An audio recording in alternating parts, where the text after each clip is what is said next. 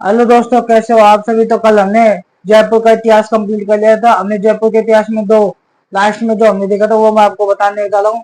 जैसे हमने लास्ट में देखा माधव सिंह के बारे में। माधव सिंह सेकंड, यह 1880 से 1922 तक शासन किया था। इसने बनारस मतलब बना BHU बनारस हिंदू यूनिवर्सिटी में 5 लाख रुपए की सहायता की थी। और जयपुर में 1904 में डाक व्यवस्था शुरू की गई थी। यह राजस्थान में किसी भी रियासत में प्रथम डाक व्यवस्था जयपुर में स्थापित की गई थी। और इसने बादल महल का निर्माण करवाया था। और इसने अपनी 9 दासियों के लिए रहने के लिए एक जैसे नाहरगढ़ में किले बनवाए थे। और माधव सिंह को मतलब बब्बर शेर कहा जाता है। उसके बाद में मान सिंह सेकंड 1922 से 1947 तक शासन किया था। मान सिंह सेकंड है, यह आजादी के समय जयपुर रियासत में था, जयपुर रियासत का राजा था। उसके बाद में यह राजस्थान का प्रथम एवं एकमात्र ऐसा राजा था जो राजप्रमुख था। राजप्रमुख मतलब राज्यपाल है। और इसकी जो राजनीतिक गायत्री देवी है भी एक राजस्थान के लोकसभा लोकसभा की सदस्य थी। और 1962 में उसके बाद में जो इसने स्वतंत्र पार्टी में शामिल हुई थी 1962 में। और इसने एक आत्मकथा लिखी, द प्रिंसेस रिमेम्बर्स, मतलब राजकुमारियों की यादें। तो आज हम आगे स्टार्ट करने वाले हैं अलवर का इतिहास। तो आपको बस जानकारी बता देता हूँ। जो अलवर का इतिहास है, अलवर में कछवा वंश है ना, उन्होंने शासन किया। कछवा वंश की नरुका शाखा का शासन था। नरुका। उसके बाद में नेहरू का मतलब नेहरू का, जयपुर से और आगे अलवर। उसके बाद पहले आता था प्रताप सिंह। प्रताप प्रताप सिंह है, यह एक माचेडी का सामंत था। माचेडी जयपुर में आता है। जयपुर का शासन मतलब सामंत था, लेकिन एक मतलब 1974 में 1774 में शाह आलम सेकंड ने इसे, जो माचेडी है, माचेडी का सामंत है, इसको शाह आलम सेकंड ने उससे कहा कि माचेडी को जयपुर से अलग कर दिया। माचेडी की जगह माचेडी को जयपुर से अलग कर दिया गया था। और इसने 1775 में शाह आलम सेकंड ने इसको स्वतंत्रता घोषित कर दिया कि तो माचेडी से अलग हो गया। अब इसने क्या किया, माचेडी से अलग, माचेडी का सामंत था। फिर उससे जयपुर को माचेडी से अलग करने के बाद में 1775 में प्रताप सिंह ने अलवर पर अधिकार किया, अलवर पे अपनी राजधानी स्थापित की। फिर इसके बाद में अगला राजा था, इसके दरबारी विद्वान थे। एक तो जातक गायन, जिसकी पुस्तक थी प्रताप रासो, प्रताप के ऊपर रासो मतलब साहित्य लिखना। और दूसरे था शिव कुमार व शिव कुमार, और ये इसके साथ ये चित्रकार थे इसके दरबार के, शिव कुमार और एक दालू राम। तो हम लिखेंगे अलवर का इतिहास। अलवर का इतिहास। अलवर का इतिहास। अलवर में अलवर में कछुआ वंश के नरुका नरुका शाखा का शासन था। नरुका शाखा का क्या था, शासन था। अब पहला राजा लिखना है प्रताप सिंह। पहला राजा था प्रताप सिंह। यह देखो ये होते हैं, ये होता ये होता है खालसा। तो इनको कहते हैं सामंत। तो इनका क्या था, सामंत था। जयपुर रियासत में ये क्या होता है, सामंत थे। तो ये सामंत था। तो ये सामंत था। माचेडी तो इसको अलग किया गया था। यह माचेडी का सामंत था।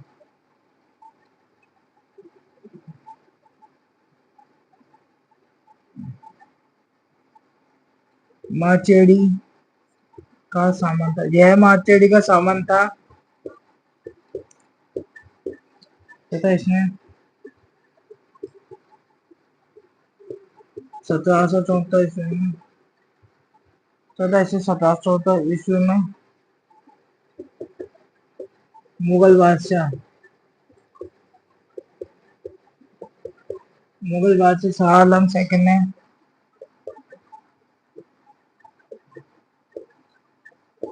शाह आलम सेकंड ने इसे स्वतंत्र राजा घोषित कर दिया था। प्रताप सिंह को स्वतंत्र राजा घोषित कर दिया था। और जो मार्कशेट है इसको जयपुर से अलग कर दिया। अब ये क्या करता है, 1575 में इसने अलवर पर अधिकार किया प्रताप सिंह ने। 1575 ईस्वी में इसने अलवर पर अधिकार किया, अलवर पर अधिकार किया तथा उसे अपनी अलवर को उसे अपनी राजधानी बनाया। अलवर में तो उसे अपनी राजधानी बनाया था। अलवर को अपनी राजधानी बना लेता है। इसे अलवर को 1575 में इसने अलवर पर अधिकार किया और उसे अपनी राजधानी बना लिया। तो इतना लिख लीजिए। पहला राजा प्रताप सिंह, यह माचेड़ी का सामंत था तथा इसे 1774 ईस्वी में मुगल बादशाह शाह आलम सेकंड ने स्वतंत्र राजा घोषित कर दिया। 1575 ईस्वी में इसने अलवर पर अधिकार किया था और इसने अपनी राजधानी बनाया था और इसे अपनी राजधानी बनाया, किसे, अलवर को अपनी राजधानी बना लेता है। तो इतना उतारे। अब इसके दरबारी विद्वान, तो दरबारी विद्वान का नाम है जाचक जीवन है, जिसकी पुस्तक थी प्रताप रासो, और एक शिव कुमार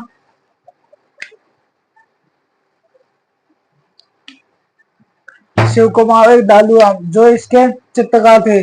ये भी प्रताप सिंह के साथ जयपुर से अलवर आ गए थे। तो इस प्रताप सिंह के साथ कितने चित्रकार आए थे? 2 चित्रकार आए थे, दालू राम, और एक का नाम था दालू राम और एक का नाम था जीचक और जाचक जीवन है।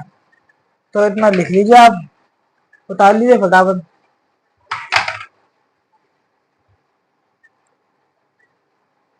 उतार लीजिए।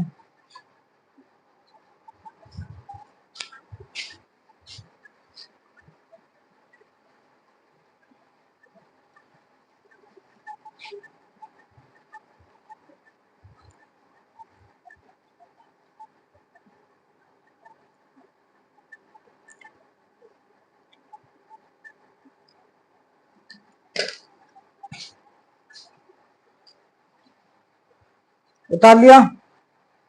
ठीक, मैं उतार रहा हूँ।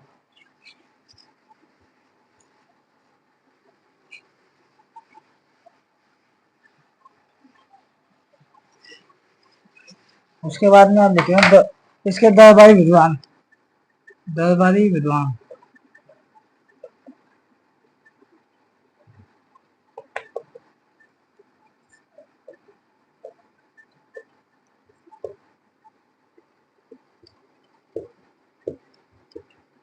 इसकी बुक थी प्रताप रासो।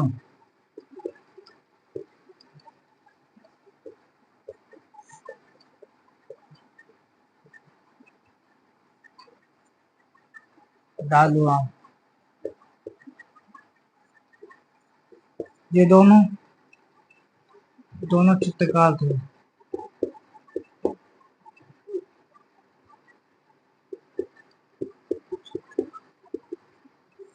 दोनों चित्रकार थे। ये प्रताप सिंह के साथ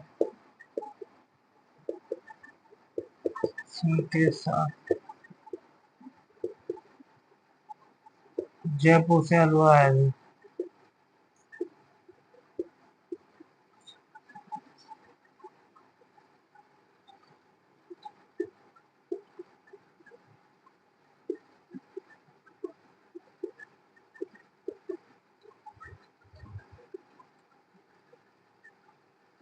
देखो, जाचक जीवन, जाच है ये ना, जाचक जीवन इसने पुस्तक लिखी थी प्रताप रासो, और शिव कुमार और दालू राम ये दोनों चित्रकार थे। ये प्रताप सिंह के साथ जयपुर से अलवर गए थे ये दोनों। तो क्वेश्चन आ सकता है, प्रताप सिंह के साथ 2 चित्रकार कौन कौन से थे? एक तो नाम है शिव कुमार, एक लालू राम। ऐसे पूछ सकता है प्रताप सिंह के कितने, प्रताप सिंह के साथ जयपुर से अलवर कितने चित्रकार गए थे? तो आएगा 2। उतार लीजिए अब। अब इससे अगला आ जाए बख्तावर सिंह। बख्तावर सिंह ने क्या हुआ, जो मैं आपको बता देता हूँ। बख्तावर सिंह है ना, 1803 में एक युद्ध होता है, लसवाड़ी का युद्ध, जो जयपुर की सीमा है ना उसके पास लसवाड़ी का युद्ध होता है ना। अब यह लसवाड़ी का एक तो मराठों के बीच, वैसे एक अंग्रेजों के बीच होता है। अब अंग्रेज और अंग्रेज और मराठे इस बख्तावर के राजा के पास गए। अब बख्तावर राजा ने अंग्रेजों का साथ दिया और मराठों का साथ नहीं दिया। तो 1803 ईस्वी में बख्तावर सिंह ने रसवाड़ी के युद्ध में अंग्रेजों का साथ दिया था और मराठों के खिलाफ था। ये 1803 में अंग्रेजों से क्या कर लेता है, संधि कर लेता है। तो उतार लिया, तो ठीक है। तो अगला आ जाए बख्तावर सिंह।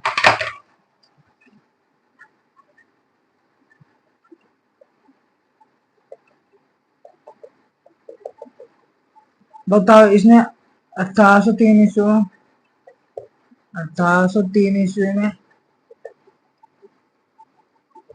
लसवाड़ी के इसने युद्ध में लसवाड़ी के युद्ध में मराठों के खिलाफ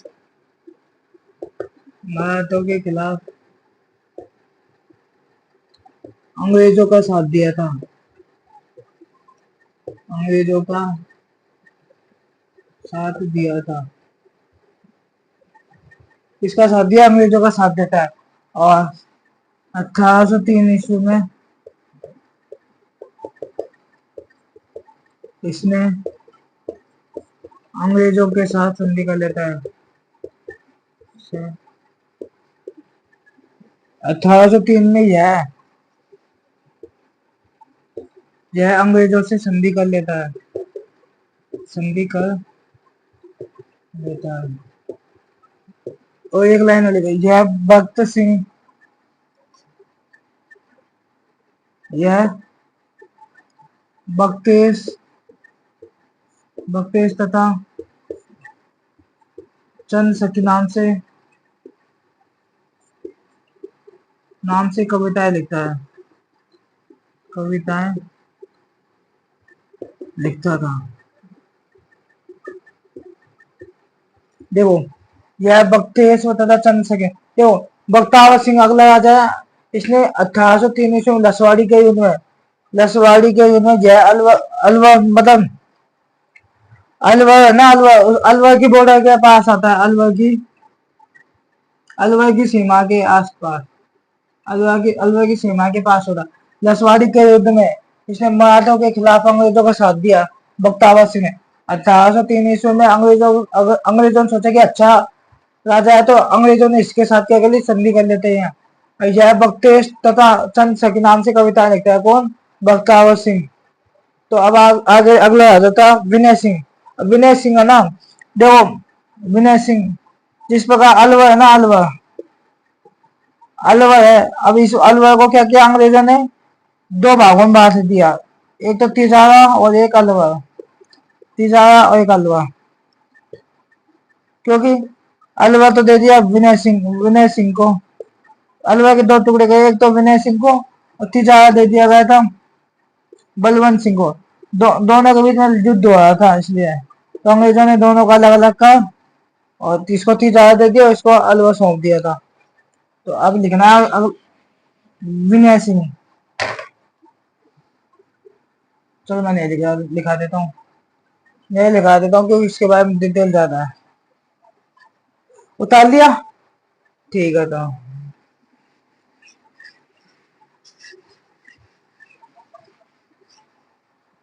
अगला आ जाए विनय सिंह।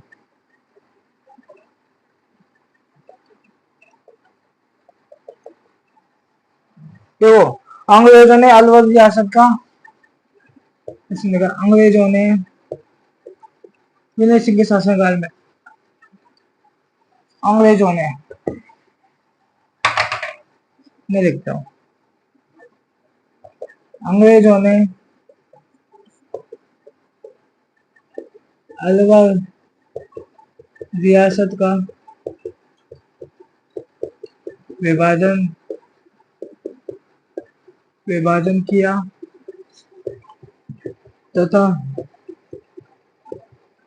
बलवंत सिंह को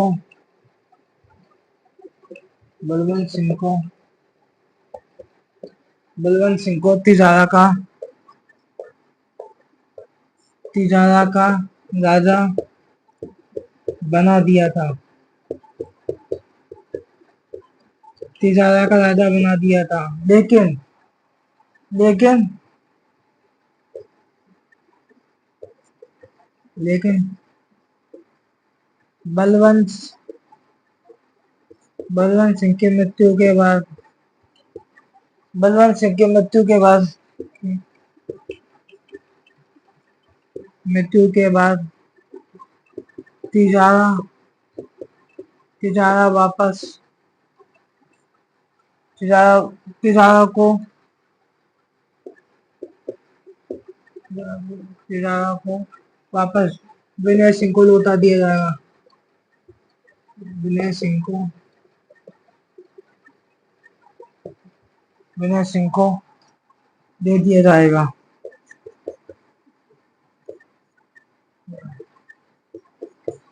जब तिजारा मतलब बलवंत सिंह की मृत्यु के बाद तिजारा को वापस विनय सिंह को दे दिया गया था, तो अंग्रेजों ने अलवर रियासत को दो भागों में विभाजन कर दिया कि बलवंत सिंह को फिर तिजारा का राजा बना दिया और विनय सिंह अलवर का राजा था।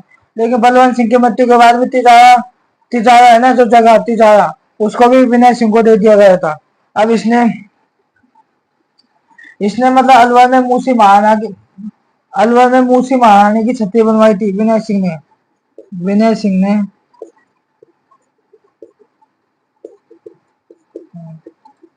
अलवर में मूसी महारानी की छतरी बनवाई थी। किसने? विनय सिंह ने अलवर में मूसी महारानी की छतरी बनवाई थी। यह छतरी 80 खंभों की छतरी है। 80 खंभों की छतरी थी। मूसी महारानी की छतरी कितने खंभों की है? 80 खंभों की छतरी थी। तो आपको लिखना है कि जो मूसी महारानी की छतरी बनवाई और यह 80 खंभों की छतरी है। किसकी? मूसी महारानी की। मूसी महारानी बख्तावर सिंह की दासी थी। मूसी महारानी बख्तावर सिंह की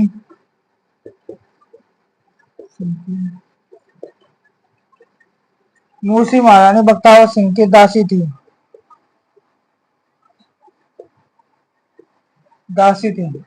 देखो 80 खंभों की छतरी कहाँ है? अलवर में। किसकी? मूसी महारानी की। मूसी महारानी किसकी दासी थी? बख्तावर सिंह की। अब इतने डिटेल लिख लीजिए, फिर इसके आगे और लिखेंगे जगह नहीं है। विनय सिंह की एक रानी थी शिला, उसके लिए एक मतलब झील का निर्माण करवाता है। इसने अपनी रानी शिला के लिए सिले सीर नामक झील का निर्माण करवाया था अलवर में, जिसे नंदन कानन कहते हैं। नंदन मतलब जो ये झील है, ये नंदन कानन जैसी है। जैसे मरने के बाद में व्यक्ति मतलब स्वर्ग में कहीं भी जाता है तो वहां एक जगह होती है, तो उस जगह को देख लो, चाहिए इस झील को देख लो, सेम वैसे ही है। तो नंदन कानन कहा जाता है। और इस राजस्थान में नंदन कानन कहा जाता है किसे? सिलेसिर झील को। और बलदेव नाम एक चित्रकार था जो विनय सिंह को मतलब चित्रकार ही समझाया करता था, मतलब सिखाता था। तो इतना उतार लीजिए आप।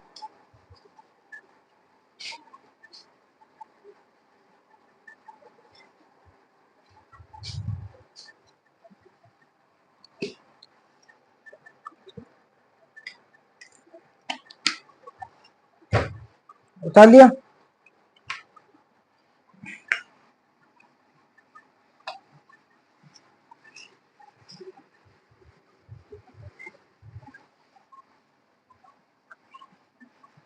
आज आपका अलवर का इतिहास कंप्लीट हो जाएगा। कल हम चौहान वंश पढ़ेंगे।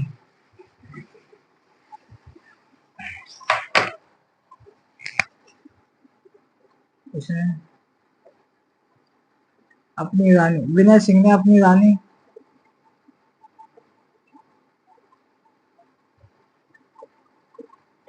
शिला के लिए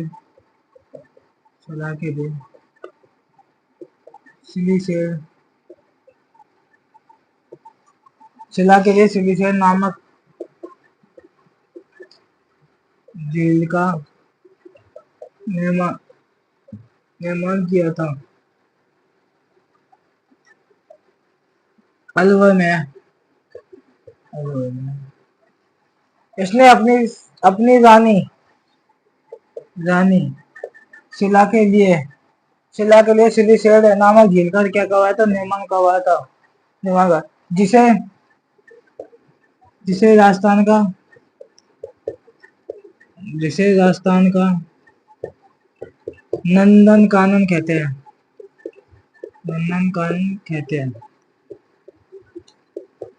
इसे राजस्थान क्या कहा जाता है, नंदन कानन। बलदेव नामक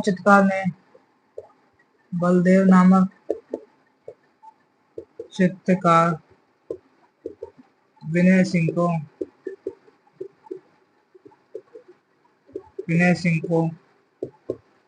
चित्रकारी सिखाता था। तो विनय सिंह को चित्रकारी कौन सिखाता था, बलदेव सिखाता था। बलदेव नामक चित्रकार विनय सिंह को चित्रकारी सिखाता था, और इसने अपनी रानी शिला के लिए सिलेशर नामक झील का निर्माण करवाया था, अपनी रानी, और जिसे राजस्थान का नंदन कानन कहते हैं। अब इसके बाद में अगला राजा जयसिंह। जय सिंह ने एक तो बनारस हिंदू यूनिवर्सिटी विद्यालय की मतलब एक तो बनारस हिंदू यूनिवर्सिटी की मतलब सहायता की थी, आर्थिक सहायता, और इसने एक तो प्रथम गोलमेज सम्मेलन हुआ था 1930 में, दूसरा हुआ 1931 1950। तो इसने प्रथम गोलमेज सम्मेलन में भाग लिया था। और गंगा सिंह था, हमने थोड़े दिन पहले देखो, जो जय सिंह है इसने प्रथम गोलमेज सम्मेलन में भाग लिया। इसने शिक्षण संस्थानों की आर्थिक सहायता की थी, जैसे BHU बनारस हिंदू यूनिवर्सिटी, दूसरी है AMU अलीगढ़ मुस्लिम यूनिवर्सिटी, तीसरी सनातन धर्म कॉलेज लाहौर में थी, आर्य इसकी में सहायता की। और इसने चैम्बर्स ऑफ प्रिंसेस मतलब राजाओं का जो मंडल है या मंडल, उसका नाम बदलकर नरेंद्र मंडल कर दिया था किसने, जय सिंह ने। और इसने हिंदी को अलवर की राजभाषा घोषित किया, राष्ट्रभाषा घोषित किया था। तो इतना उतार लीजिए आप।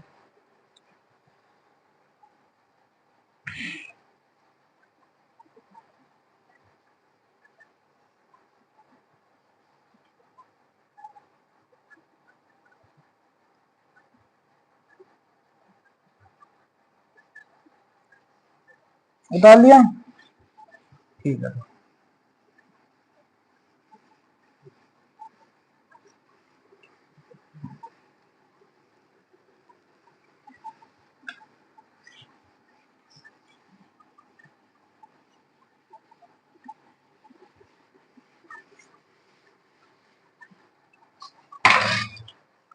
तो अब आपको लिखना है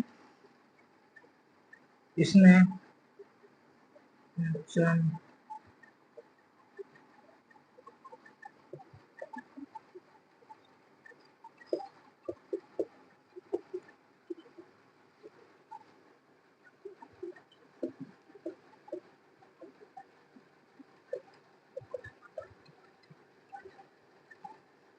दिया था।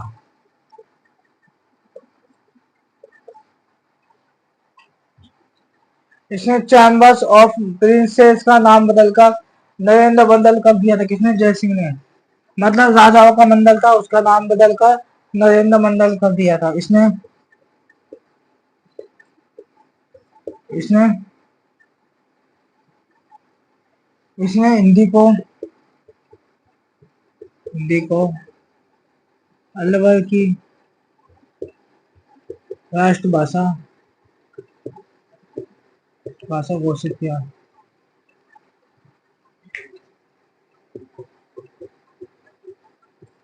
अलवर को राष्ट्रभाषा घोषित कर दिया था। इसने हिंदी को अलवर की राष्ट्रभाषा घोषित कर दिया था।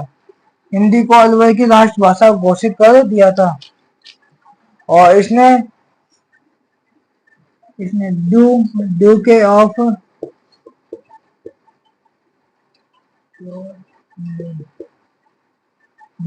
इंडियन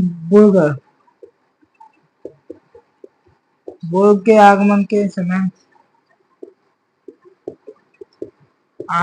समय से इसका महल का निर्माण किया था। महल का निर्माण किया करवाया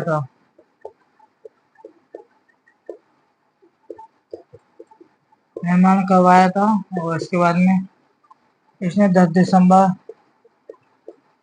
1903 को इसमें बाल विवाह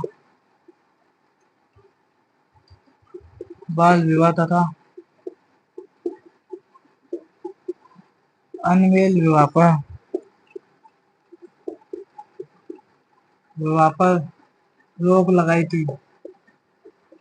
किसने? जय सिंह ने 1903 में। और इसने स्वदेशी वस्तुओं का प्रयोग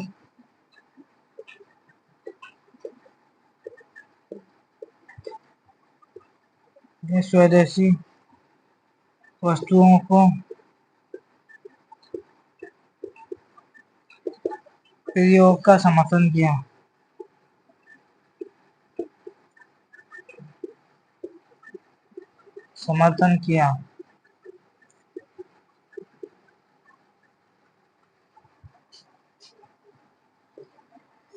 देखो, इसने चैम्बर्स ऑफ प्रिंसेस का नाम बदलकर नए मंडल कर दिया था।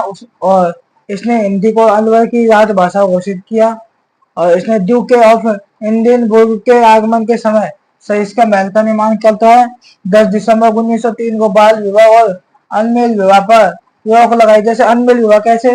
जैसे 15 वर्ष की तो लड़की है और 50 साल का लड़का है, उसके साथ शादी होती है ना, उसको बंद कर दिया था। तो वो तो बूढ़ा होगा, उसके साथ शादी करेगी लड़की 15 साल की। तो यह पता थी ना, यह विवाह को रोक दिया था, उस पर रोक लगा दी थी। और इसने स्वदेशी वस्तुओं के प्रयोग का समर्थन किया था। अब इसने क्या किया? जो गोलमेज सम्मेलन में गया तो इसने अपनी मांग रखी थी। तो इसने पंचायतों की स्थापना की थी। तो इसने क्या की थी? जयसिंह ने पंचायतों की स्थापना की थी। और 1933 ईस्वी में तिजारा में क्या हुआ? हिंदू मुस्लिम एकता के मतलब हिंदू मुसलमानों में आपस में तिजारा में दंगों के बाद इसे अंग्रेजों ने हटा दिया, जयसिंह को। और इसको हटाने के बाद में यह पेरिस चला जाता है। पेरिस में इसकी मृत्यु हो जाती है जयसिंह के। तो उतार लिया इतना, तो इसके आगे वो लिखेंगे। तो आज इसका कंप्लीट करना है अलवर का इतिहास।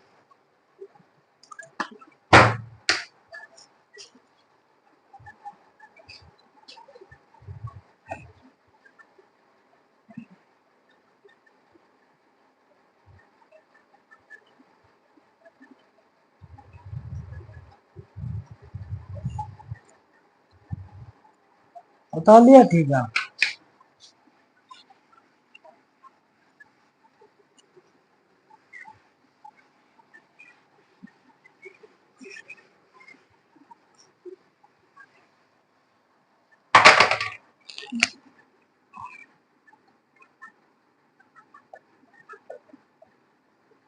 इसने अलवर में पंचायतों की स्थापना की थी।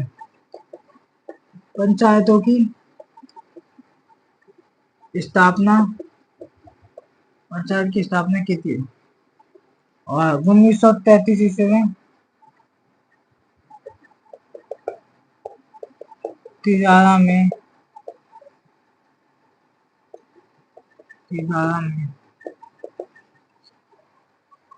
में दंगों के बाद हिंदू मुस्लिम के चक्कर में हिंदू मुसलमानों में दंगे होने लगे। तिजारा में दंगों के बाद बाद इसे जय सिंह को अंग्रेजों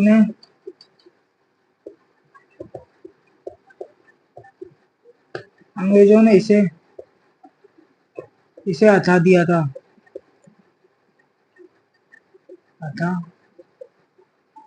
अंग्रेजों ने इसे क्या किया? हटा दिया तथा इस और इससे कह दी कि तो हटा दिया गया था और इससे कह दी कि तुझे 2 साल बाद में हम दोबारा बना देंगे राजा। तो दोस्तों 2 साल करते हुए यह पेरिस चला जाता है, तो पेरिस में इसकी मृत्यु हो जाता था। यह पेरिस चला गया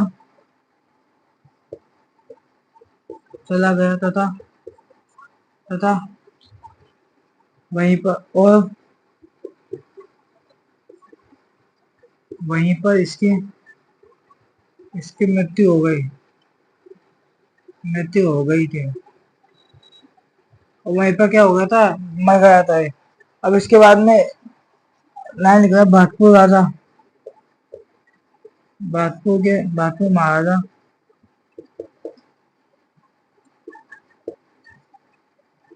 किशन सिंह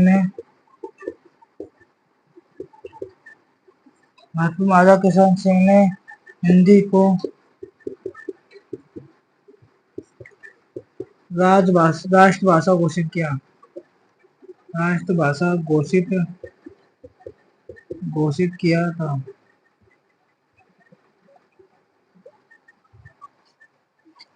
राष्ट्रभाषा घोषित किया था। अंग्रेजों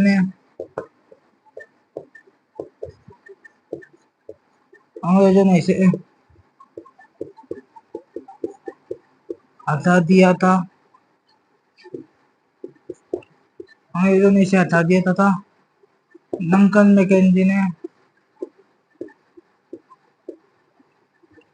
मैकेंजी को भरतपुर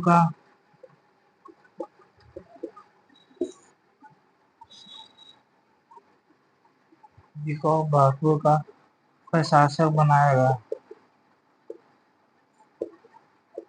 था ना। देखो, इसने अलवर में पंचायतों की स्थापना की। जैसे में 1933 ईस्वी में दंगे हो जाते हैं हिंदू मुसलमानों के आपस में। तो दंगों के बाद अंग्रेजों ने इसे हटा दिया। हटाने के बाद यह पेरिस चला गया। पेरिस में जाके इसकी मृत्यु हो गई। फिर भरतपुर के महाराजा किशन सिंह ने हिंदी को राजभाषा घोषित किया। अंग्रेजों ने इसे हटा दिया और डंकन मैकेंजी को भरतपुर का प्रशासक बना दिया था। अब इसके बाद में एक राजा हो गया तेज सिंह। उसके बाद में अलवर का इतिहास कंप्लीट। तो उतार लीजिए आप।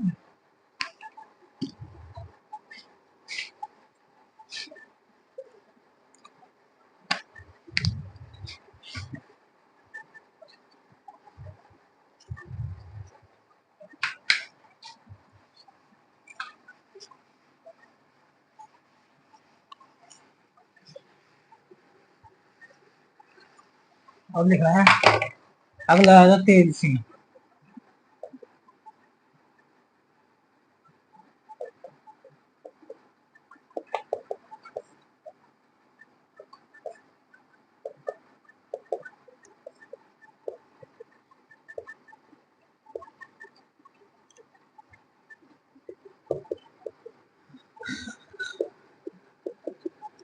यह आजादी के समय अलवर का राजा था। गांधी जी की मृत्यु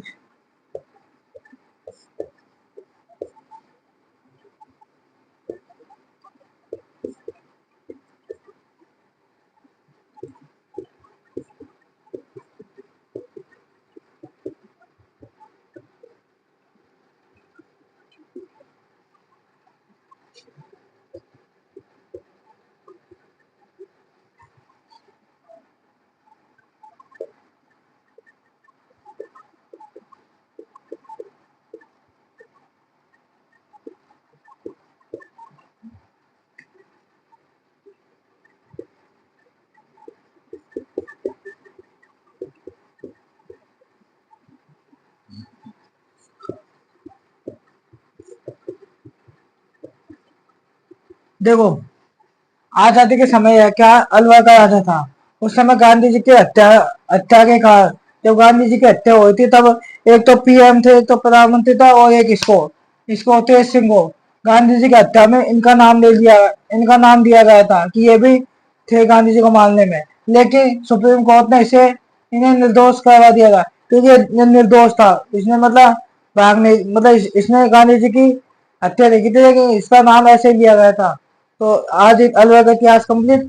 कल से हम चौहान वंश पढ़ेंगे। थैंक यू, धन्यवाद। आपको वीडियो अच्छी लगे तो लाइक करना, शेयर करना और यूट्यूब चैनल को सब्सक्राइब करना। थैंक यू, धन्यवाद।